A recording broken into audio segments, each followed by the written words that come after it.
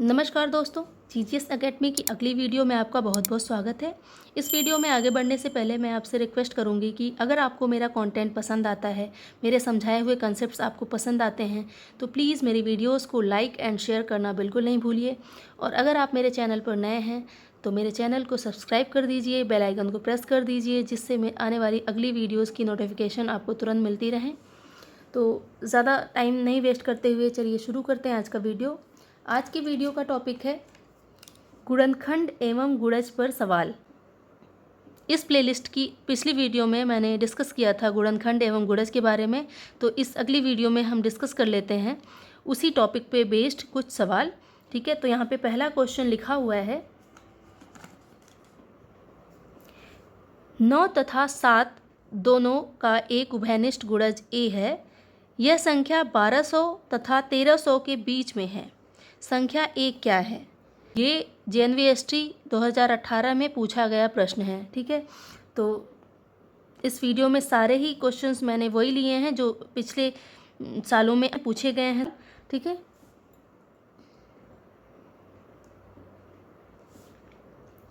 तो देखिए यहाँ पे 4 ऑप्शन दिए गए हैं: 1197, 1260, 1206 और 1266।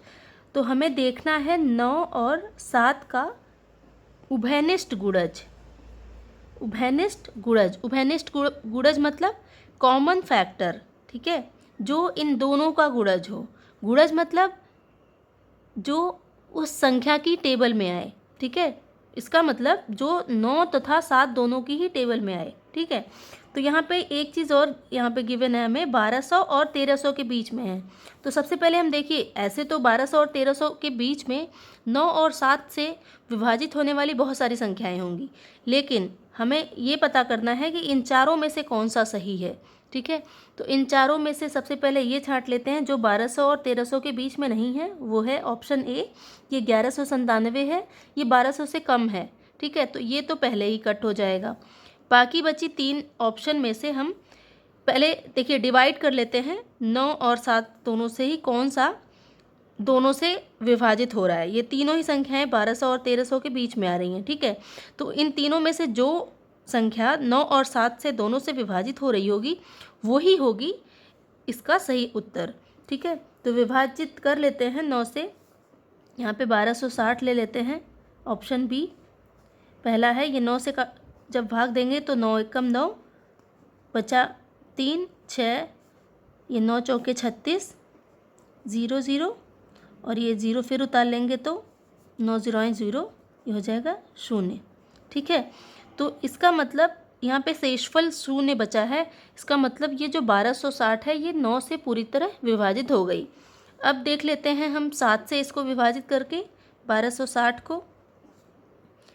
7 एकम 7, बचा 5 6 7 8 56, 0 0, ये 0 फिर उतारेंगे, यहाँ से 7 0 0 0, यहाँ पे फिर 0 0 शेष बच जाएगा। 7 से भी 1260 पूर्णतया विभाजित है। देखिए अब ऑप्शन बी में ही हमें मिल गया कि ये संख्या जो है 7 और 9 से दोनों से पूर्णतया विभाजित है। इसका मतलब अब कोई एक ही ऑप्शन सही होगा, यही विभाजित हो गई। तो इन दोनों को जब हम भाग देंगे तो ये दोनों में से कोई एक होंगी जो सिर्फ 9 से कट रही होंगी या सिर्फ 7 से कट रही होंगी। ठीक है, चाहे तो आप भाग दे के देख लीजिए, लेकिन आंसर यही आएगा। ठीक है, तो ऑप्शन बी करेक्ट आंसर हो जाएगा। ठीक है, अगर ये 1260 सिर्फ 7 से विभाजित हो रहा होता या सिर्फ 9 से विभाजित हो रहा होता तो हम अगले ऑप्शन तक बढ़ते। अब यही ऑप्शन बी में ही हमें आंसर मिल गया, तो हमें भाग दे के समय वेस्ट करने की ज़रूरत नहीं है। हम अगला क्वेश्चन देखते हैं। अगला सवाल है 6 के प्रथम 5 गुणजों का योग है। ठीक है, यहाँ पे 4 ऑप्शन है: 90, 54, 30 और 84। ठीक है, तो 6 के प्रथम 5 गुणज लिख लेते हैं। 6 के प्रथम 5 गुणज क्या होंगे? तो 6 की टेबल में सबसे पहले जो 5 संख्याएं होंगी वही होंगी 6 का प्रथम 5 गुणज। तो 6 एकम 6, 6 दूनी 12, 6 तियाँ 18, 6 चौके 24 और 6 पंजे 30। अब इनका योगफल चाहिए हमें। योगफल बराबर 6 + 12 + 18 + 24 + 30। ठीक है, इनको जोड़ेंगे तो 12 6 18, 18 18 36, 36 24 60, 30 90। ठीक है, ऐसे आपको जोड़ने की कैलकुलेशन फास्ट करनी है जिससे एग्ज़ाम में आपका समय बचे। ठीक है, तो यहाँ पे जो आंसर है वो हमें मिल रहा है ऑप्शन ए में। Option A is the right answer. अगला क्वेश्चन है 6 के प्रथम 5 गुणजों के योग से आने वाली संख्या के इकाई तथा दहाई पर आए अंकों का अंतर है। यहाँ पे 4 ऑप्शन है, 6 7 8 और 9। तो अभी ऊपर वाले ही क्वेश्चन में हमने निकाला है कि 6 के प्रथम 5 गुणजों का 90 है। ठीक है, तो अगर ये क्वेश्चन मैंने नहीं कराया होता तो आप इसको ये वाला पूरा प्रोसीजर यहाँ पे करते। ठीक है, 6 के प्रथम 5 गुणज लिखते और उनका योगफल निकालते। तो यहाँ पे योगफल जो हमने निकाला था वो है 90। इकाई के स्थान पे क्या है 0 और दहाई के स्थान पे 9 है। तो अंतर क्या हो जाएगा, अंतर हो जाएगा 9 माइनस 0 बराबर 9। ठीक है, ये आपको देखते ही टिक करना है क्योंकि 90 योगफल है तो इकाई के स्थान पे 0 है, दहाई के स्थान पे 9 है, अंतर क्या होगा 9 होगा। ठीक है, इसमें ज़्यादा समय नहीं वेस्ट करना है। तो इसका सही उत्तर हो जाएगा ऑप्शन डी। अगला सवाल है 13 के प्रथम 7 गुणजों का योग किसके निकटतम है। 4 ऑप्शन है, 360, 365, 370 और 375। सबसे पहले 13 के प्रथम 7 गुणज। ठीक है, पहले 13 के प्रथम 7 गुणज लिख लेते हैं।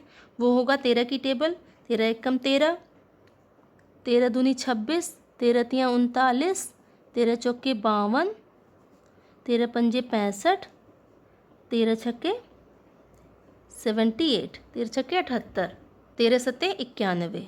ठीक है, तो इनका योगफल निकाल लेते हैं।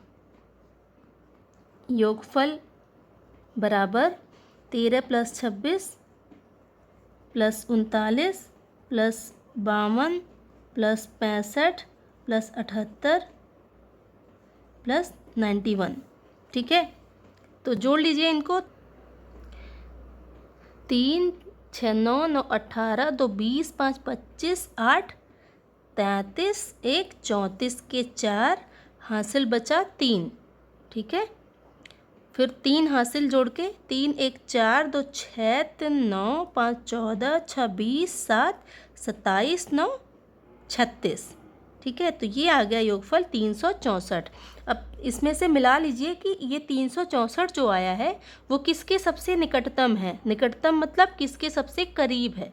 ठीक है, तो जहाँ तक मैं देख पा रही हूँ यहाँ पे 364 निकटतम है 365 के, सिर्फ एक का अंतर है। ठीक है, बाकी 360 इससे 4 अंक दूर है, 370 इससे 6 अंक दूर है, 375 11 अंक दूर है। ठीक है, तो सही आंसर हो जाएगा आंसर बी, ऑप्शन बी। अगला सवाल है एक संख्या 50 से कम है, 7 की गुणज है, के कुल 3 गुणनखंड हैं, वह संख्या क्या है।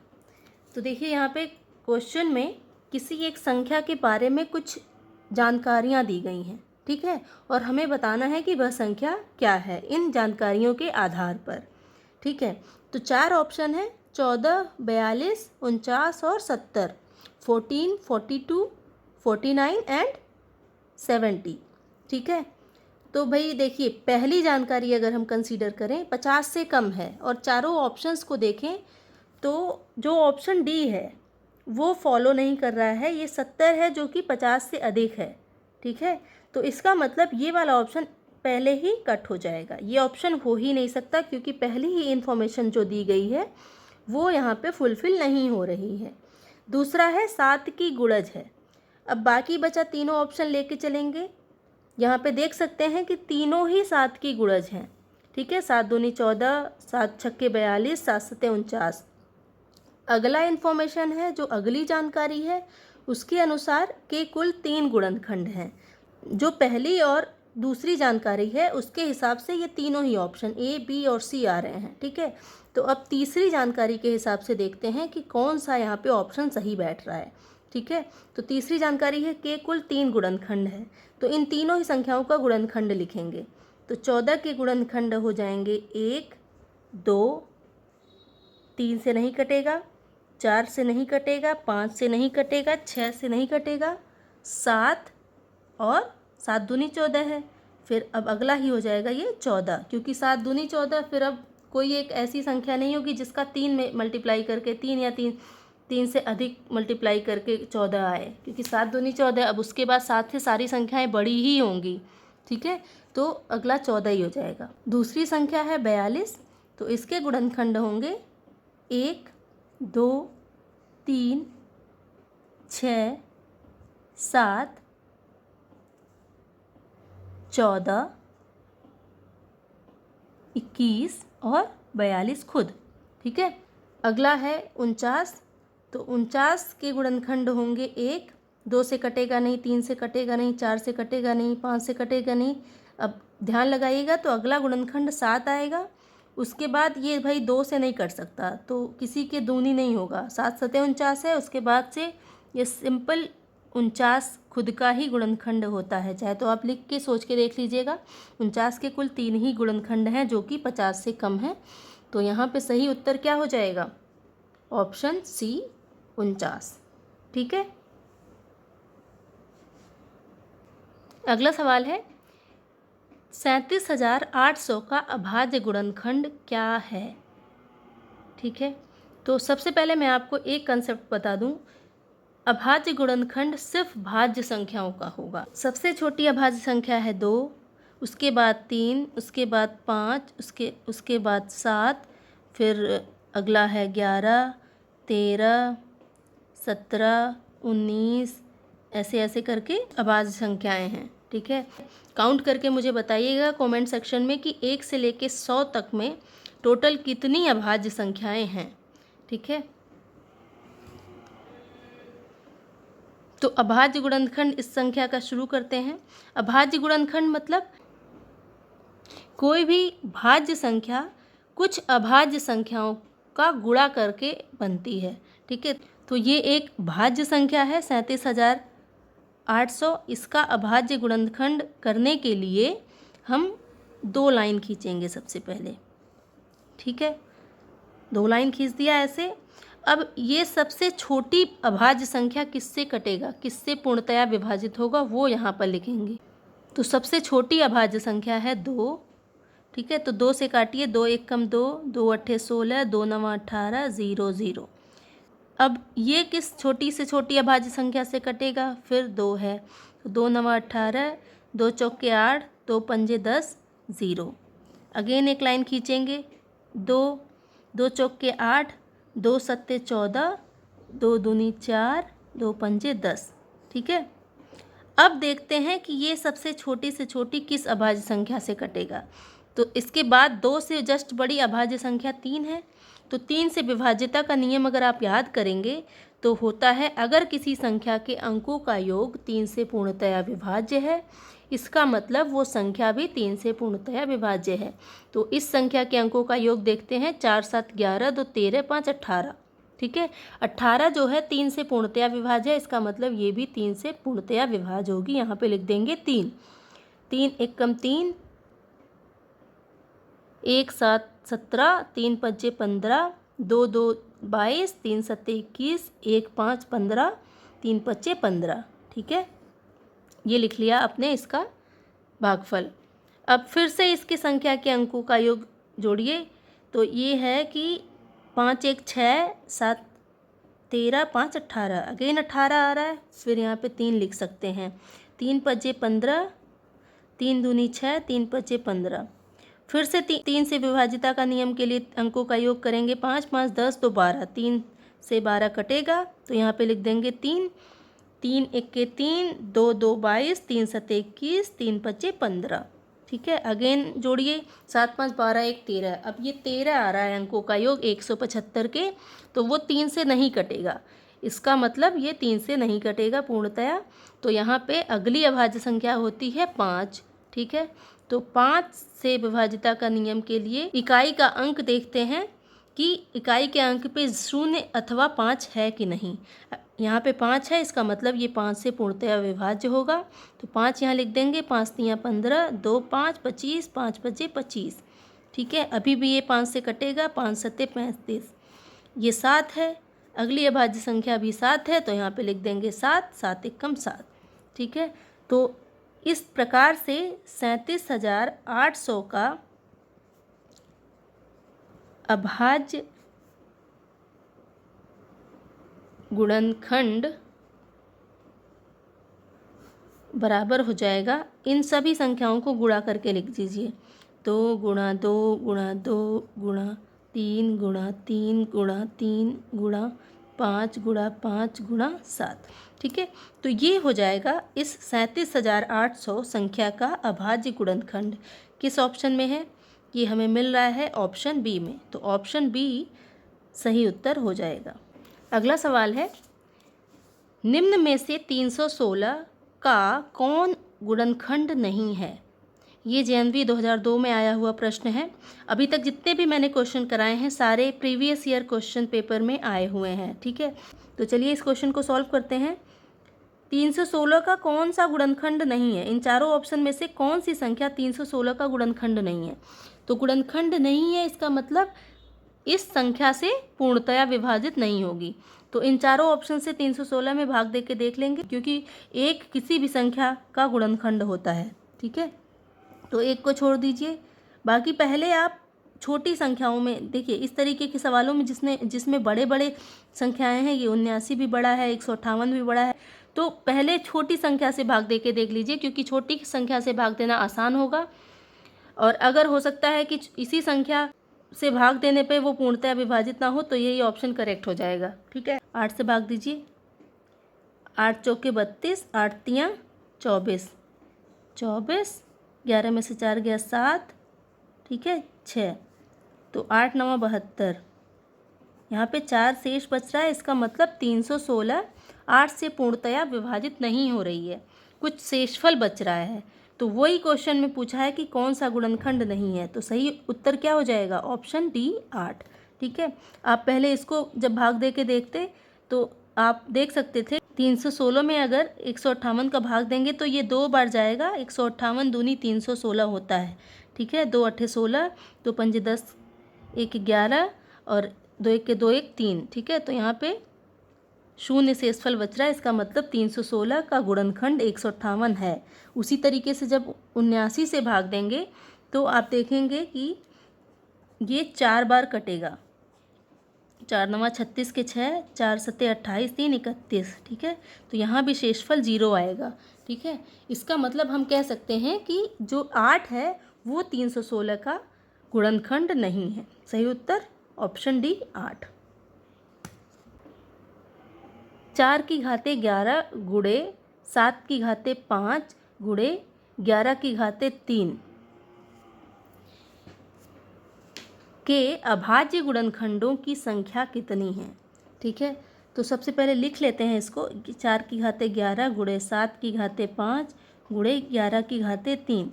ठीक है, तो सबसे पहले हम इस तरह के सवालों में ये ध्यान देंगे, जो ये नीचे वाली संख्याएं हैं, ठीक है, जिसके ऊपर घात लगी है, ठीक है, वो अभाज्य हैं या नहीं। ठीक है, अगर ये तीनों अभाज्य होती तो इसके अभाज्य गुणनखंडों की संख्या जोड़ने के लिए हम इन घातों को प्लस कर लेते, वही हो जाती इस पूरी संख्या के अभाज्य गुणनखंडों की संख्या। ठीक है, लेकिन अगर हम यहाँ पे ध्यान दें तो 7 और 11 तो अभाज्य है, लेकिन 4 अभाज्य संख्या नहीं। 4 का अभाज्य गुणनखंड निकालेंगे, हो जाएगा 2 दूनी 4, 2 2 एकम 2, तो 4 बराबर हो जाएगा 2 गुणा 2। ठीक है, तो इसको हम ऐसे भी लिख सकते हैं कि 2 गुणा 2 की पावर 11 गुणे 7 की पावर 5 गुणे 11 की पावर 3। ठीक है, तो अगर इसको हम पूरा खोल के लिखेंगे तो इसको लिख सकते हैं 2 गुणा 2 को 11 बार। ठीक है, ये 11 बार मैंने लिख दिया 2 गुणा 2 की पावर 11 के लिए। ठीक है, फिर इसके आगे क्या है? 7 की पावर 5, 7 की घाते 5, इसका मतलब 7 को 5 बार गुणा करना है। ठीक है, तो 7 गुणा 7 गुणा 7 गुणा 7 गुणा 7। ठीक है, अगला क्या है? 11 की पावर 3, 11 की घाते 3, तो 11 को 3 बार गुणा कर देंगे। ठीक है, तो अब इसमें टोटल कितने अभाज्य गुणनखंड आ रहे हैं, इसको आप अगर गिनेंगे तो ये आ जाएंगे 30। ठीक है, तो यहाँ पे जो क्वेश्चन में दिया गया था 4 की पावर 11, 4 मतलब 2 गुणा 2। अब इसको देखिए सॉल्व आप कैसे करेंगे, ऐसे लिखने नहीं बैठ जाएंगे। ठीक है, जैसे यहाँ पे मैंने लिखा ऐसे लिखेंगे नहीं, इसको जब काउंट कर रहे हो आप तो 30 आ रहा है, ऐसे आपको लिखना नहीं है। यहाँ पे ट्रिक से इसको सॉल्व करना है। 4 की पावर 11 है, इसका मतलब 2 गुणा 2 की पावर 11 है। ठीक है, 2 गुणा 2 को आप 11 बार लिखोगे, यानी कि 2 वहाँ पे 22 बार आ रहा है। ठीक है, फिर अगला है 7 की पावर 5, तो 7 की पावर 5 इसका मतलब 7 को मैंने 5 बार लिखा। ठीक, तो 22 5 27, और फिर 11 भी अभाज्य संख्या है, 11 की पावर 3 आ रहा है, इसका मतलब 27 3 30। ठीक है, तो ऐसे ही हमने यहाँ यहीं पे जोड़ लेना है। ठीक है, इतना लिखने में टाइम वेस्ट नहीं करना है। ठीक है, तो इस तरीके के क्वेश्चंस को भाई प्रैक्टिस करेंगे तभी आपको समझ में आएगा कि कैसे आपको सॉल्व करना है। ठीक है, तो यहाँ पे सही ऑप्शन हो जाएगा 30।